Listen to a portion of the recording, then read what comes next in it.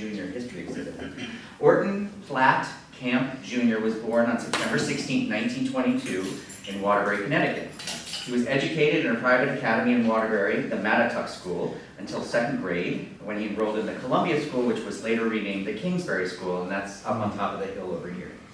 After 8th grade, he attended the Fessenden School in West Newton, Massachusetts for 1 year, and then returned to Watertown, where he enrolled at Taft in 1937 and graduated in 1941. He attended Yale University in the fall as a member of Pearson College, where he took part in the Army ROTC. But his education was interrupted by military service during World War II. His ROTC unit was called up in the spring of 1943 and sent to basic training at Fort Bragg, North Carolina, and in that winter, the group was sent to Officer Candidate School at Fort Sill in Oklahoma. He was then assigned to Fort Leonard Wood in Missouri to serve as an officer for training battery. He was shipped overseas in a couple of months, where he served with the 26th Division, the Yankee Division, of the 122nd Field Artillery as a forward observer. A forward observer was the advanced soldier who went out in front of the Allied forces as close to the enemy line as possible in order to advise the Allied commanders about the best strategies and course for their success. It was lonely work, filled with danger and risk, but essential for the Army's success. And for his heroism, he earned a Bronze Star and became a staff officer for General Mark Clark, commander of the American forces in Austria, where his knowledge of French and German was useful to the occupation alliance. Upon his discharge from the Army in the summer of '46, he returned to his family's summer home in Rhode Island before enrolling back at Yale that fall to complete his degree. A member of the class of '45, he graduated in the spring of 1947, and afterwards he joined the firm of the Patent Button Company. Does anyone know what a patent button is? Yeah, my grandfather worked there. Oh, really? Yeah, it was right down over by where the police station is today. Yeah. In that area over there, and Yeah. they made buttons. In fact, I saw buttons, and it's funny that you should say that. I saw buttons that were there in Charleston that had buttons that were on the soldiers. Mm-hmm. So the patent button is the button on your Levi's jeans. That was invented by a person here in Waterbury who was a relative of Orton Camp's. So he joined them in 1947 and led the company during its move from downtown Waterbury to its new state-of-the-art facility in Cheshire. And he negotiated the sale of the company, which was later named Dot Fasteners, and he resigned as president of the company in 1974 after its purchase by TRW. And then he joined the board of Platt Brothers and Company here in Waterbury, retiring as chairman in 1999. During his tenure at Platt Brothers, the company prospered, becoming a leader in the eyelet and zinc industries with products installed worldwide from the Alaskan Pipeline to the Suez Canal. Remember, his middle name is Platt. He's a descendant of the original Platt Brothers. And Platt Brothers is still operating here in Waterbury. It's the oldest continuously operating manufacturer in the state of Connecticut. Through a long and successful business career, Mr. Camp was a leader in community service as well. During his half-century, he served as a board member of the YMCA, the Colonial Bank and Trust, the Visiting Nurses Association, the Waterbury Hospital, the United Way, the Waterbury Foundation, now the Connecticut Community Foundation, the Taft School, the Riverside Cemetery, St. Margaret's McTurnan School, which then was Chase Collegiate, but unfortunately is no more, and of course the Mattatuck Museum, where he was on the board for more than 50 years.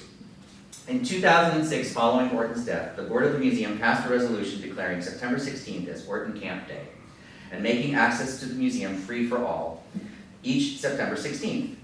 Further, the board stipulated that a member of the staff should provide a public lecture or program in honor of Orton on his birthday. And so today, you are here with me on what would have been Orton Camp's 101st birthday.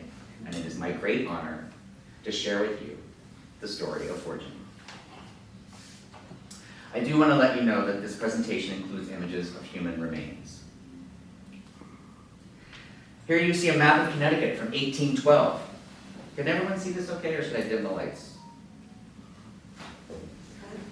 We can dim them just a little bit. That might be helpful. This is from a new and elegant atlas, originally owned by Mark Leavenworth, grandson of Waterbury's Reverend Mark Leavenworth, one of the proprietors of the city of Waterbury, and it's in the collection of the Mattatuck Museum. The city of Waterbury began as the Mattatuck Plantation, a land grant given to settlers from Farmington, Connecticut in 1676. In addition to Waterbury, the Mattatuck Plantation included the modern-day Connecticut towns of Naugatuck, Middlebury, Watertown, and Thomaston, and portions of Wolcott, Plymouth, Beacon Falls, Oxford, and Prospect. Two images here. The village of Mattatuck was settled in 1678 and centered on what is today the Waterbury Green. Town status was granted in 1686 and the name Mattatuck was changed to Waterbury. The map on the left shows the old township of Waterbury. It doesn't like me pointing at the screen, so it won't be pointing anymore. Usually I'm on a projector, it works better. The map on the left shows the old township of Waterbury, and the circle indicates the area settled as the village of Mattatuck. You can see where the rivers all come together. The wide area of the road, and the village of Mattatuck I've circled in the map on the right there. And the wide area of the road you see between all of those names, the names of the original proprietors, is basically where the Waterbury Green is today, or literally right outside this window. During the 18th century, Waterbury's town center was a swamp crossed by a corduroy made of logs. The swamp was dotted with rock outcroppings and small ponds, which were used for ice skating in the winter. The swamp was gradually filled in as new buildings were constructed and the town's center square evolved into today's green. Waterbury's population remained small at this time, hovering at just under 200 people in the 1720s. The settlers worked as farmers, carpenters, millers, and blacksmiths. The population grew rapidly in the middle of the 18th century, expanding from about 350 people in 1725 to 3,500 people in 1775, just 50 years later. Here you see a view of Waterbury from West Side Hill, so sort of up there in town plot looking back this way.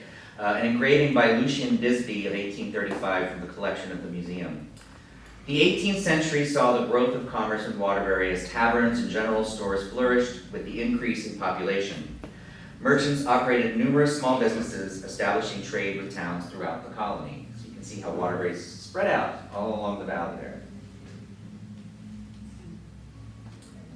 Records of the people enslaved in Waterbury during the 18th century are scarce. The 1756 Connecticut census recorded 27 African Americans living in Waterbury, representing just under 2% of the town's population. When the census was taken again in 1774, there were 34 African Americans and 4 Native Americans living in Waterbury, a mere 1% of the town's population. As you can see on this slide, I've circled New Haven County. Waterbury is in New Haven County. There were 9 towns in 1782 in New Haven County.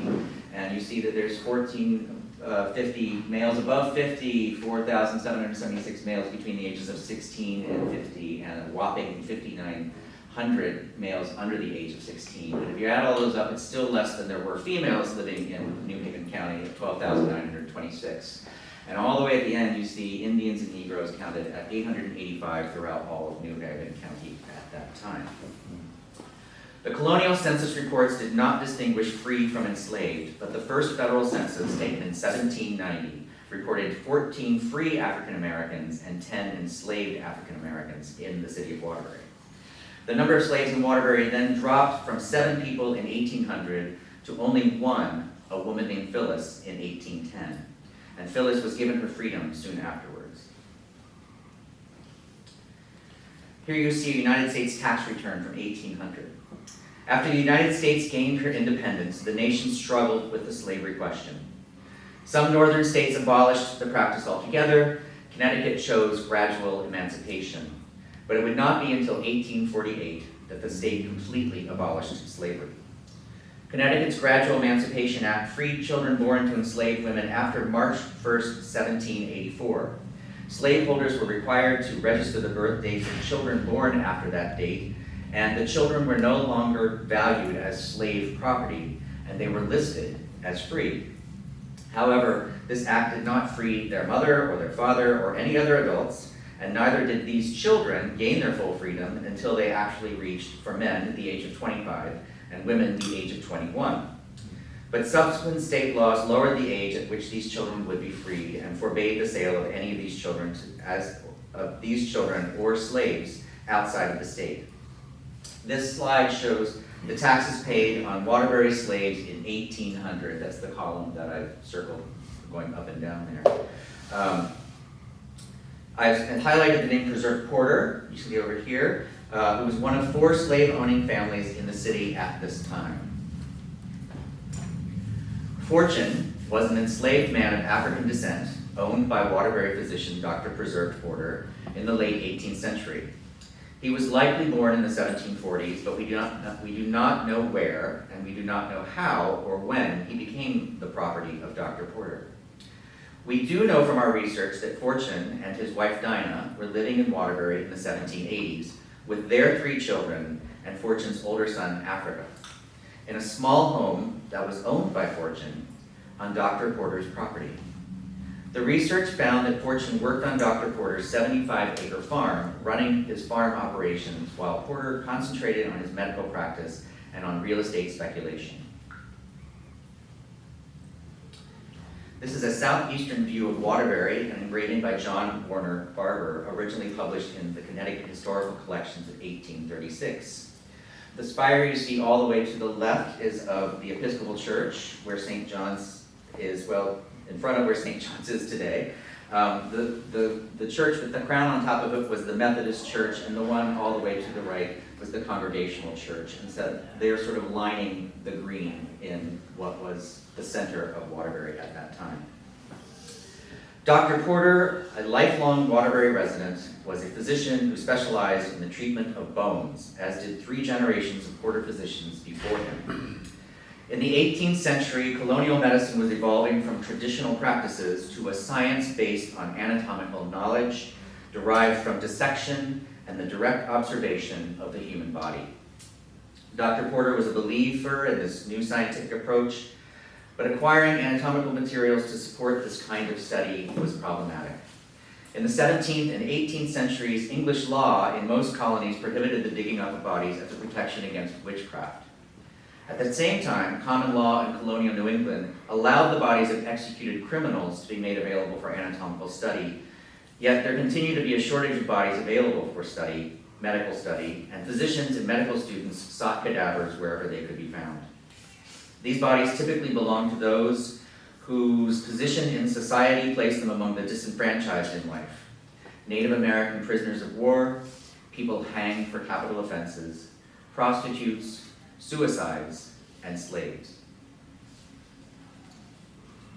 At the time of Fortune's death in 1798, Preserved Porter would have been 69 years old and probably retired from active practice of medicine. However, his 21-year-old son Jesse, seen here on the right with his wife Comfort on the left, was just beginning his medical practice and would have benefited from the opportunity to study a skeleton. 19th century historians report that Porter prepared the skeleton for use in his School of Anatomy in Waterbury. The bones were preserved and cleaned and labeled in a fine 18th century script. One of Dr. Porter's descendants wrote in 1930 to the then director of the Mattatuck Historical Society that she had received her first medical education as a child when her father taught her the names of the bones using Fortune's skeleton, just as the Porters were taught in the ages gone before. Given Fortune's status as a slave, Porter may have felt entitled to use his body in death as in life. It is clear that Porter was not dissuaded from using the skeleton by his relationship with Fortune or his continued relationship with Fortune's family, his widow and his children, for they did continue to work and live for the Porters for the rest of their lives until Dr. Porter's death in 1803. No evidence remains that any negative community reaction resulted from the use of the skeleton, and many people seem to have been aware of the slave skeleton's presence on through the 19th century. Here we see a page from Dr. Porter's estate inventory listing a skeleton which was inherited by Jesse Porter, valued at $15 in a category of miscellaneous articles. At the bottom of the page, Fortune's widow, Dinah, is listed as Negro woman, valued at $10. She was inherited by Dr. Porter's widow. The next line reads, Negro man's service till of age, $166.67. Now this may have been Fortune's son, sorry, I've lost my space. Here we go. This may have been Fortune's son Jacob, who would have been 17 at the time of Dr. Porter's death, and he would have gained his freedom at the age of 21. Or it may have been another slave named Luke that Dr. Porter had purchased to work the farm after the death of Fortune. We know from the 1804 estate accounting that preserved Porter's daughter Hannah Bronson inherited Luke in 1804. Here you see a letter to then director of the Mattatuck Historical Society, Rawson Haddon. The skeleton remained in the possession of subsequent generations of Porter physicians until 1932, when Sally Porter Law McLannan, a descendant of preserved Porter and one of the earliest female graduates of the Johns Hopkins University Medical College, donated the skeleton to the Mattatuck Historical Society along with other family items related to Waterbury history. Here in the letter it reads, "The collection gets more and more interesting with each box. Larry arrived in good structural condition this morning. Just what his ultimate disposition will be needs some consideration. It seems to me that the most interesting thing would be to put him together quite securely and install him in a case with the doctor's surgical instruments. I doubt that any museum in the country has in its possession an exhibit which really has so much local interest." Here Haddon shares an excerpt from Anderson's History of the Town and City of Waterbury, Connecticut, published in 1895, more than 100 years after Fortune's death. This passage is found in volume 2 on page 28. "On the west side of the river, a short distance above the factory of the American Pin Company, is a steep rock sloping into the river with deep water at the bottom, known as Larry's Rock. Larry was a slave belonging to Dr. Preserve Porter, and either by accident or through some peak, slipped or jumped from the rock and was drowned. With true professional instinct and an eye to economy, Dr. Porter prepared and preserved his skeleton, doing the work, it is said, at the place where the accident occurred. The skeleton was a school of anatomy for the town and has been in existence until a recent period." And Haddon completes his letter with this postscript. "He, Larry, has already endeared himself to everyone in the building and is spoken of by his first name with considerable affection." Here you see the Larry exhibit at the Mattatuck Historical Society. Fortune's name had been forgotten along with his history. The skeleton was publicly displayed as Larry at the Mattatuck Historical Society for more than 40 years. You can see that someone has written Larry across the skull, hence his name change. The skeleton was finally removed in the 1970s out of respect and placed in collection storage at the museum. In 1996, the museum was completing a collaborative multi-year project with the local chapter of the NAACP to collect oral histories from Waterbury's African American population 70 years of age or older. At the close of the project, then president of the NAACP, Maxine Watts, received this postcard with a note congratulating the NAACP on their work and informing her that there was a much older African American in Waterbury whose story should be recorded. And the group should find out about the skeleton in the museum storage that he remembered from his childhood as belonging to a slave. Ms. Watts decided to resign from the NAACP. She was not originally from Waterbury, so this was new information for her. So she wanted to stop working with the NAACP so she could dedicate her time fully to learning the skeleton's true identity. And together with the museum, and with Audrey Harrell, who's here in the front row, formed the African American History Project and began working with the museum staff to research the skeleton. Over the next several years, the museum and the AAHP worked with a team of community advisors, scholars, and a forensic team to understand Fortune's life and its broader implications. Based on the findings of anthropologists, forensic artists, and historians that examined the bones and combed the records, the museum debuted a new and more historically accurate exhibition on Fortune in the spring of 2003. You may be familiar with this layout. Also in 2003, the museum commissioned Marilyn Nelson, then Connecticut's poet laureate, to write an elegy honoring Fortune, which she called Fortune's Bones, the Manumission Requiem. The work was published the same year by the museum. In the summer of 2004, the Mattatuck Museum conducted a Fortune's Story Teachers Workshop, where 40 teachers from Connecticut public schools across the state attended the workshop and created curriculum materials based on Fortune's story and on the story of slavery in the North.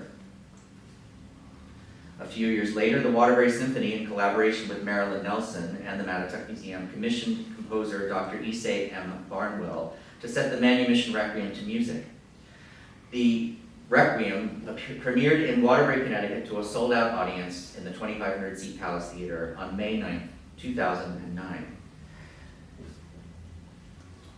In the spring of 2012, the Fortune's Bones Cantata was then performed under the direction of Dr. Barnwell at the University of Maryland by a full symphony, 2 choirs, 7 soloists, and a chorus of African bells, as part of the university's year-long series of lectures, programs, and performances exploring Fortune's story. In February of 2012, I arrived at the Mattatuck Museum as the new director, and my predecessor, come back, there we go, and my predecessor, Marie Galbraith, would continue to work with me at the museum through the end of that year. She had a few projects that she wanted to bring to closure, and primary among them was Fortune. I was invited to meet with her and the African American History Project volunteers, and they shared their story with me. And I asked what they wanted to do next, and a discussion arose on the subject of burying Fortune. Maxine Watts admitted that she was the sole holdout for not burying Fortune because of how much the scientists had learned about his life and his death through examining the bones themselves. But Marie had an idea, and she suggested that we approach Quinnipiac University's Forensic Studies program for guidance. And the committee, including Maxine, agreed, and we began what we hoped would be the last chapter in this story. Quinnipiac was very interested in working with us and told us that they would like to fully examine the skeleton.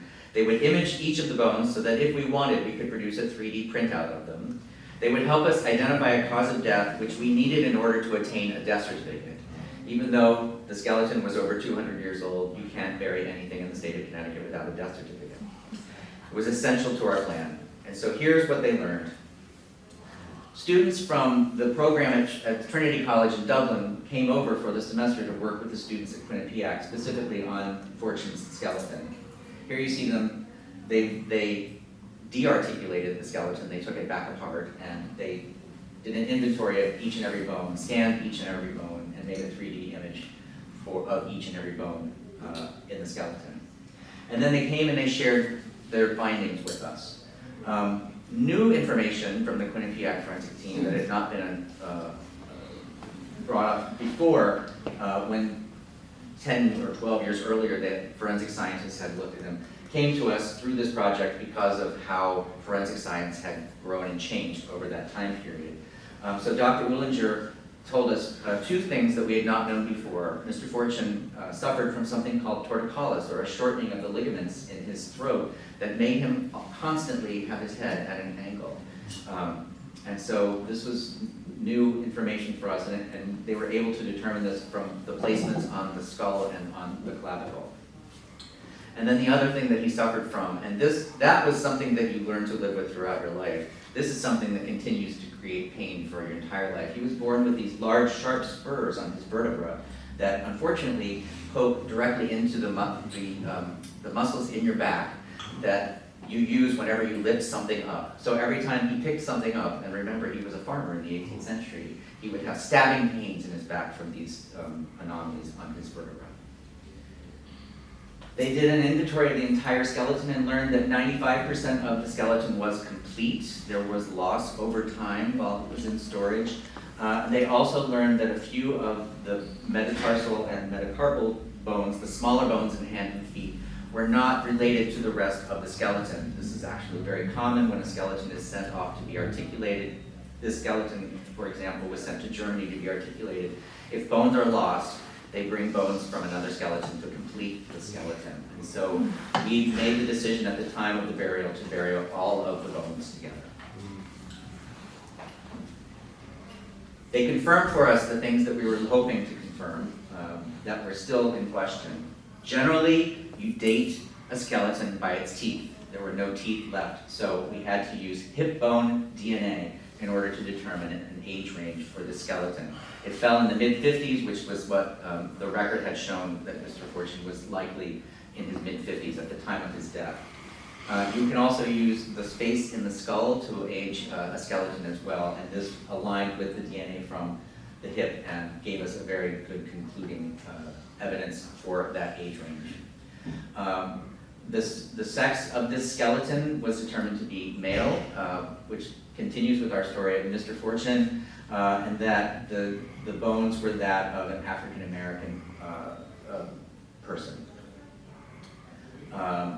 And that the height of this person was somewhere between 5.5 feet to 5.5 feet. And so that also is in keeping with the information that we were able to gather about Mr. Fortune. We did learn in the first forensic that there was a broken spinal bone. This is a very common fracture. Oftentimes when people have whiplash, they break the top atlas bone of their thing. It's known as a Gerweiler type 3 fracture, or more commonly as a Jefferson fracture. This usually does not kill a person. So they determined that they would not utilize this broken and fractured vertebra as the cause of death. And they chose to instead follow the historical record and use drowning as the cause of death on his death certificate. With the completion of the study, the report of the scientists, and the death certificate granted by the state in hand, the committee and Maxine Watts were ready to proceed with burial. And so a date was set for Thursday, September 12th, starting at 4 p.m. at St. John's Episcopal Church in Waterbury, followed by burial at Riverside Cemetery and a reception at the Mattatuck Museum. A few days before the scheduled ceremony, we learned that Fortune's bones would lie in state for 5 hours at the state capitol in Hartford. An honor reserved for former governors and other prominent officials. In her remarks that day, then Lieutenant Governor Nancy Wyman noted that Fortune's life was extremely challenging. Even after death, he did not get the respect he should have as a man, as a human being. She said, "The state is welcoming you now, Mr. Fortune. You are someone who will not be forgotten." Fortune, it turns out, was baptized at St. John's Episcopal Church, right across the street here, on December 20th, 1797. This page from St. John's baptism record shows that on December 20th, 1797, in Waterbury, baptized Fortune, male, a Negro servant.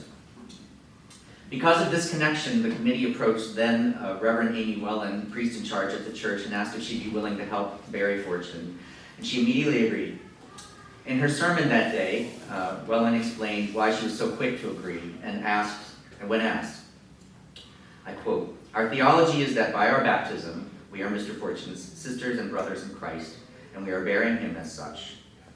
We have the opportunity to address a wrong that was done and to discern how this story invites us to change the way we live and interact with our neighbors." Reverend Whalen invited the Honorable Stephen R. Mullins, a state politician and president of the Southern Connecticut chapter of the Union of Black Episcopalians, to serve as the master of ceremonies for the event. Together, they sought out the pastors of Waterbury's African American churches to participate, the result being a combined choir of more than 80 voices from St. John's, Zion Baptist, Grace Baptist, Mount Olive Baptist, and St. Andrew's Episcopal Church. Additionally, the pastors of each of these churches gave remarks during the service. The governor's foot guard accompanied the casket to the Capitol, and then back to the church, and finally to the cemetery. The funeral services, including the casket, the vault, the plot, and the burial services, were all generously donated by the Alderson Funeral Home, St. John's Church, and Riverside Cemetery. In addition to the foot guard, the City of Waterbury Police Department volunteered their services in directing traffic and parking. O'Rourke and Birch Florist donated all the flowers, and several local restaurants donated the food for the reception. Many congregants attended the burial as well, interested people who had learned about the funeral, and it was, as you can see, a full house. During the drive to Riverside Cemetery, a downpour started. The burial came amidst a cluster of umbrellas, with the driving rain and thunder almost drowning out Reverend Wellman's voice.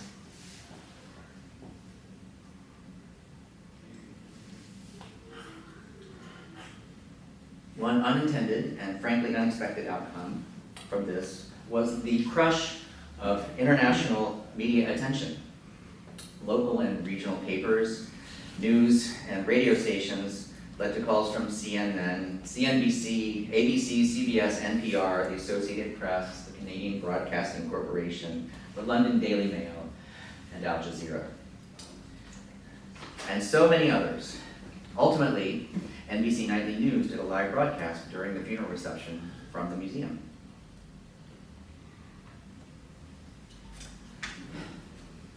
An anonymous benefactor purchased and placed his headstone at the site sometime after the funeral. And I still don't know who did it. So that was 10 years ago. And earlier this week, we held a ceremony at the chapel at Riverside Cemetery to commemorate the 10-year anniversary of Fortune's burial.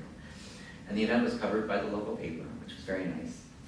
We had a series of speakers who joined me in remembering the life of Fortune, and the group included the current priest in charge of St. John's Church, Father Nick Combs, the new pastor of Graves Baptist Church, the Reverend Christopher Reese, independent scholar John Mills, who's been working on sharing Fortune's story for the last several years, our librarian Rachel Guest, who was assistant curator at the museum when the Fortune Project was started back in the 1990s, Wendy Tyson Wood, the current president of the Waterbury chapter of the NAACP, and Marty Begnell, the president of the Friends of Riverside Cemetery. We had a very nice crowd join us. And a part of the work that John Mills, who's standing next to Marty there holding that flag, had been doing for so long was trying to get Fortune's grave listed as a site on the Connecticut Freedom Trail, and as you can see by this image, he succeeded. This was a joyous day. Sharing Fortune's story is as important today as it was 10 years ago, and the world is still a dangerous place for so many people like Fortune and his family, and the only way to bring these injustices to an end is to continue to shed light on them. So, if you've not visited our history gallery today, I would invite you to do so, because the Fortune display that I showed you here has been completely updated by my colleagues Natalie DePorto, our assistant curator, and Francis Martin, our archivist. They spent the last several weeks updating the information on the panels and adding new artifacts for you to view in that area.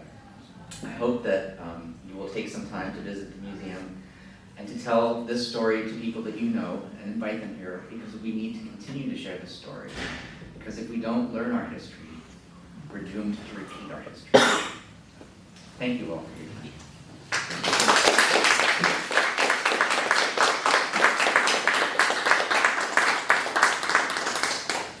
Do you want me to take any questions? Does anyone have any questions? Don't feel you have to have questions. Is Yes. there a book Um, on Fortune? Unfortunately, it's out of print, and you can find them on AD books and other places, but we no longer have any copies that we can sell. We have it in our library, and Yeah. like other copies. There, we actually, McGraw-Hill has licensed the story of Fortune for its, I think it's 7th grade history books that are used in the state of Texas, so therefore in every other state in America. So the story of Fortune is being taught in schools at the 7th and 8th grade level all over the country, which is terrific. Even in Waterbury? I don't really know if they're using that book or not, See but that? it'd be nice to find out. Yeah.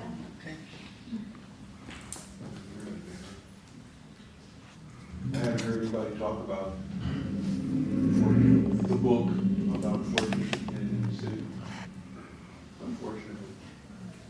That's a shame. Well, we're here to keep telling the story. Yes, Deanna?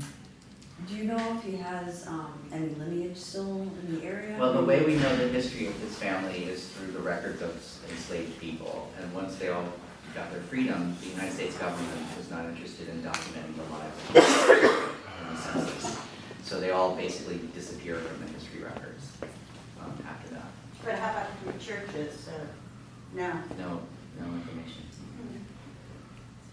Were we able to extract DNA from the skeleton? They did, yes. And did they run them through any databases to see if there were any matches? I don't know that they did any of that, but that's how we were able to determine that he was African American and his age and things like